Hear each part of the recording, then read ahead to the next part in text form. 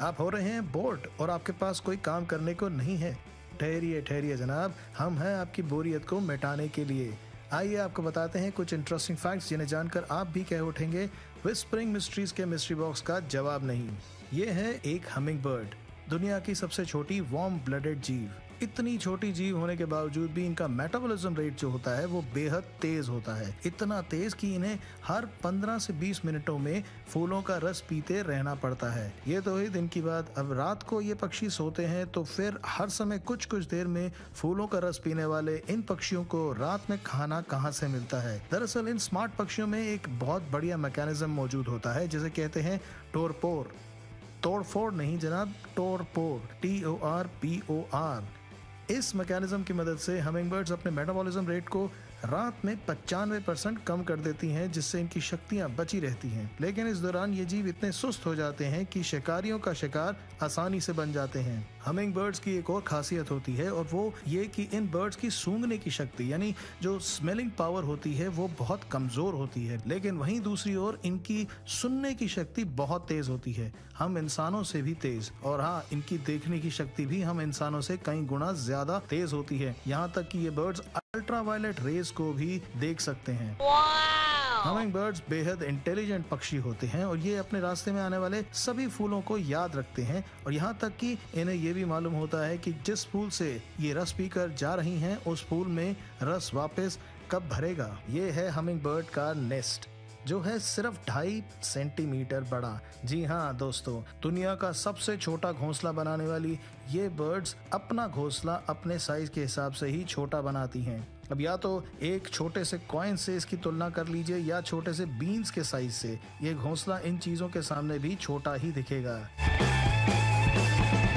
दोस्तों, हमारे मुंह को गीला रखती है हमारी थूक, या अंग्रेजी में कहें तो सलाइवा। ये सलाइवा हरदम हमारे मुंह को गीला रखता है और हमारे खाने को निगलने में हमारी मदद करता है। लेकिन क्या कभी आपने ये सोचा है कि हमारे मुंह में आखिर कितनी थूक प्रोड्यूस होती है? तो जनाब, एक हेल्दी पर्सन एक दिन में लगभग 1.5 लीटर तक सलाइवा को प्रोड्यूस करता है। तो इसका मतलब ये हुआ कि एक आदमी 70 साल का होते होते 42,000 लीटर तक सलाइवा को प्रोड्यूस कर लेता है, लगभग 2 बाथ टब के जितना।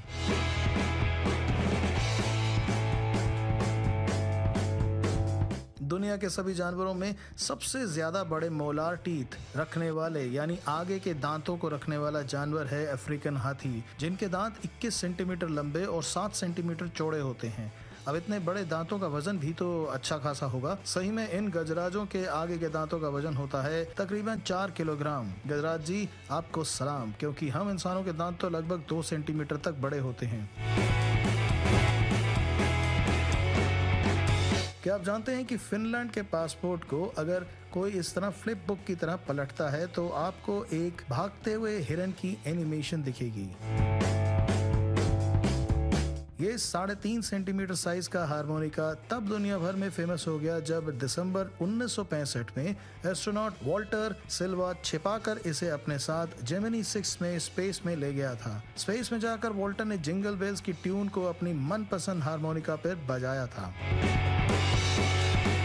इंटरनेशनल स्पेस स्टेशन ISS धरती के आकाश में तैरता एक परमानेंट स्पेस लेबोरेटरी है जहां दुनिया के एस्ट्रोनॉट्स आते जाते रहते हैं। इंटरनेशनल स्पेस स्टेशन धरती से 380 किलोमीटर ऊपर स्पेस में तैरता लगभग 28,000 किलोमीटर प्रति घंटा की स्पीड पर धरती के एक दिन में 15 चक्कर लगाता है। ये फ्रांस और नॉयरमोटियोर ईस्ट को जोड़ता 4 किलोमीटर लंबा हाईवे है। ये है दुनिया के कुछ सबसे खतरनाक रास्तों में से एक, क्योंकि ये दिन में 2 बार हाई टाइड के कारण समुद्र के नीचे डूबा रहता है। कई बार तो इस रास्ते पर ट्रेवल करने पर सख्त मनाही भी होती है। मैरी क्यूरी, जिन्हें मैडम क्यूरी के नाम से भी जाना जाता है, आज से 150 साल पहले जन्मी एक फ्रेंच वैज्ञानिक थी जिन्होंने रेडियो एक्टिव पदार्थ को समझने और खोज करने में बहुत मेजर कंट्रीब्यूशन दी। रेडियम और पोलोनियम नाम के रेडियो एक्टिव एलिमेंट्स की खोज करने वाली मैडम क्यूरी की चीजें, उनके फर्नीचर्स, बुक्स, पेन और पेपर आज 100 साल के बाद भी रेडियो एक्टिव हैं। क्यूरी अपने पॉकेट में पोलोनियम और रेडियम जैसे रेडियो एक्टिव एलिमेंट्स को लेकर घूमा करती थी। इससे उनके कपड़ों और काम में आने वाली चीज़ों में इतनी रेडियो एक्टिविटी बढ़ चुकी थी कि आज भी जो लोग उनके मैन्युस्क्रिप्ट्स को पढ़ने के लिए उनकी चीज़ों को जो हाथ लगाते हैं उन्हें रेडियो एक्टिव प्रोटेक्टिव सूट पहनने पड़ते हैं, और ऐसे उन्हें करते रहना पड़ेगा आने वाले कई हज़ारों सालों तक, क्योंकि आप जानते हैं कि रेडियम 226 जो एक रेडियम का आइसोटोप है उसकी हाफ लाइफ कितनी है। उसकी हाफ लाइफ यानी उसकी रेडियो एक्टिविटी कम होने की आधी उम्र है लगभग 1601 साल की। इन्हें शायद आप में से बहुत लोग जानते और पहचानते भी होंगे। ये हैं माइकल जैक्सन, अपने समय के बेहतरीन परफॉर्मर। माइकल जैक्सन की एक बहुत बेहद ही फेमस डांस मूव थी अपनी जगह पर खड़े खड़े 45 डिग्री तक मुड़ जाना। ऐसा मानो कि जैसे उनकी बॉडी में एक स्ट्रेट मेटल रॉड लगी हो और जिसके सहारे वो 45 डिग्री में अपनी जगह पर खड़े खड़े मुड़ सकते थे। एक इंसान के लिए लगभग इम्पॉसिबल चीज़ लगती है, और स्टेज पर माइकल जैक्सन को ऐसा करते देख उनके फैंस दीवाने हो जाते थे। इस डांस स्टाइल को एंटी ग्रेविटी लीन के नाम से भी जाना जाता है। माइकल जैक्सन इस तरह के डांस कैसे कर लेते थे, ये काफ़ी साल मिस्ट्री बनी रही थी। उसी राज का खुलासा अभी रिसेंटली उनकी मौत के कई सालों बाद हुआ है। माइकल जैक्सन अपने जूतों के नीचे एक स्पेशल टाइप का हुक लगाते थे जिसकी हेल्प से वो स्टेज पर एक जगह पर चिपके से दिखते और साथ ही एक ही जगह पर खड़े खड़े 45 डिग्री तक मुड़ जाते थे। क्या आप जानते हैं कि संस्कृत लैंग्वेज को सबसे ज़्यादा कंप्यूटर फ्रेंडली लैंग्वेज माना जाता है, और ये कोई और नहीं बल्कि नासा कहती है। नासा ने संस्कृत लैंग्वेज को अपनी एआई यानी आर्टिफिशियल इंटेलिजेंस के लिए सबसे बेस्ट लैंग्वेज माना है। संस्कृत लैंग्वेज के बारे में क्या आप जानते हैं कि इस लैंग्वेज को हजारों साल तक एक जनरेशन से दूसरी जनरेशन को बोलकर ही सिखाया जाता था। इस लैंग्वेज की कोई रिटन स्क्रिप्ट नहीं थी। संस्कृत में बोले जाने वाले शब्दों की प्रोनाउंसिएशन हजारों सालों तक वैसी की वैसी ही रही, यानी जैसे 4000 साल पहले संस्कृत बोली जाती थी वैसे ही आज भी हमें पढ़ाई और बोली जाती है। ऐसे ही नहीं, संस्कृत को दुनिया की सबसे पुरानी और टेक्निकली सबसे करेक्ट भाषा माना जाता है। देव भाषा या देवों की भाषा जानी जाने वाली इस भाषा को जानते हैं संस्कृत क्यों कहते हैं? दरअसल संस्कृत दो शब्दों संस्कार और कृत को जोड़कर बनी है, यानी मोरल वैल्यूज को देने वाली भाषा। इस दुनिया की 97% भाषाएं डायरेक्टली और इनडायरेक्टली संस्कृत भाषा से ही निकली हैं। चलते चलते एक और इंटरेस्टिंग फैक्ट संस्कृत लैंग्वेज के बारे में ये है कि संस्कृत पढ़ने वाले बच्चे संस्कृत ना जानने वाले बच्चों के मुकाबले ज्यादा अक्लमंद होते हैं। अगर आपको नहीं होता विश्वास तो लंदन के जेम्स जूनियर स्कूल और आयरलैंड के स्कूलों से पूछिए, जहां संस्कृत को स्कूलों में पढ़ाना कंपलसरी बनाया गया है, और रिजल्ट ये आ रहा है कि वहां पढ़ने वाले बच्चे बाकी देशों के बच्चों के मुकाबले टॉपर्स रहे हैं। क्या आप जानते हैं कि अलास्का में एक छोटा सा शहर है बैरो। इस शहर की खास बात यह है कि यहाँ 18 नवंबर से 23 जनवरी के बीच सूरज नहीं होता है, यानी यहाँ इन दिनों में, या यूं कहूँ इन दिनों के बीच सूरज देवता दर्शन ही नहीं देते। इन 67 डेज के बीच चारों तरफ रात रहती है। इस शहर की कुल आबादी है लगभग 4000 लोगों की। ऐसा यहाँ इसलिए होता है क्योंकि हमारी धरती अपनी एक्सिस पर स्ट्रेट नहीं बल्कि मुड़ी हुई है, इसलिए सूरज के आने वाली रोशनी यहाँ तक नहीं पहुँच पाती, जिससे यहाँ कंटिन्यूअस रात ही रहती है। इसका उलट जब एक बार यहाँ सूरज की रोशनी पहुँचती है तो 67 डेज के लिए यहाँ कंटिन्यूअस दिन ही रहता है। आपने शायद ये कभी ना कभी ज़रूर सुना होगा कि अगर हमें मधुमक्खी काट लेती है तो वो मधुमक्खी काटने के बाद मर जाती है। अब इस फैक्ट में कितनी सच्चाई है आइए जानते हैं। अब सबसे पहले तो जनाब ये फैक्ट पूरी तरह से सच नहीं है। दरअसल जो बीज हमें काटने के बाद मर जाती हैं वो होती हैं हनी बीज, और ये हनी बीज के साथ ही ऐसा क्यों होता है इसके भी पीछे एक बहुत स्ट्रेंज रीज़न है। जब कोई हनी बी हमें काटती है तो उसका जो स्टिंगर यानी जो डंक होता है वो स्किन में फंस जाता है और वो बाहर नहीं निकल सकता, और उनके स्टिंगर्स यानी डंक उनके डाइजेस्टिव ट्रैक्ट मसल्स या नर्व्स के साथ जुड़े होते हैं, यानी उसके ही एक पार्ट होते हैं।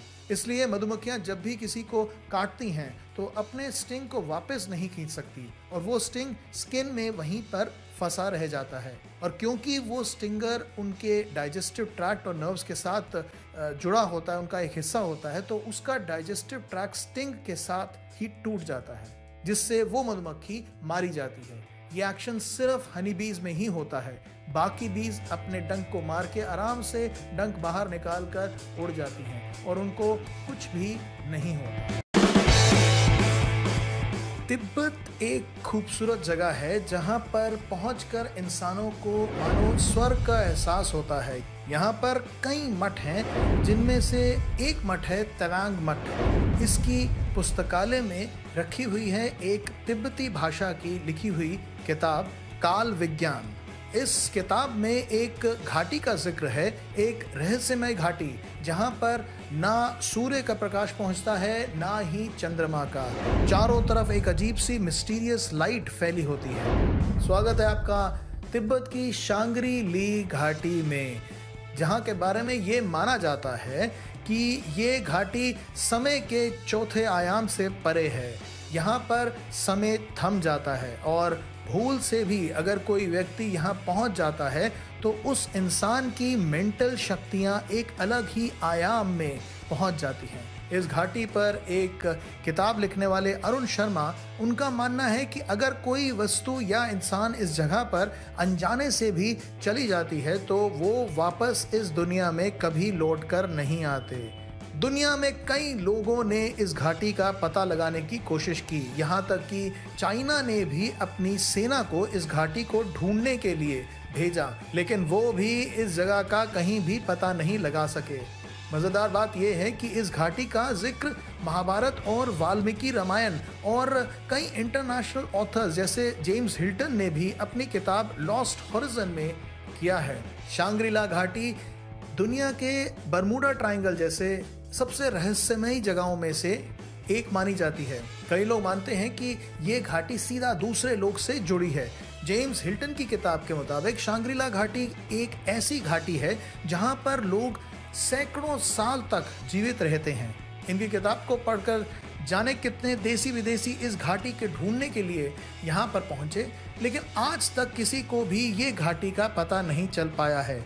माना जाता है कि एक बार तो चीनी सेना ने एक लामा का पीछा करते करते इस घाटी तक पहुंचने की कोशिश की, लेकिन उनको इस घाटी का पता नहीं चल पाया। बहुत से लोग घाटी को ढूंढने के लिए गए, लेकिन सब गायब हो गए। आपको ये वीडियो कैसा लगा अपने कमेंट्स नीचे दिए गए कमेंट सेक्शन में जरूर लिख कर दीजिएगा। और अगर आपने अभी तक मेरे चैनल को सब्सक्राइब नहीं कराया है, नीचे दिए गए सब्सक्राइब बटन पे क्लिक कर दीजिए और साथ में दिए गए बेल आइकन को भी क्लिक कर दीजिएगा। अगली बार तक के लिए नमस्कार, आदाब, सत श्री अकाल, जय हिंद।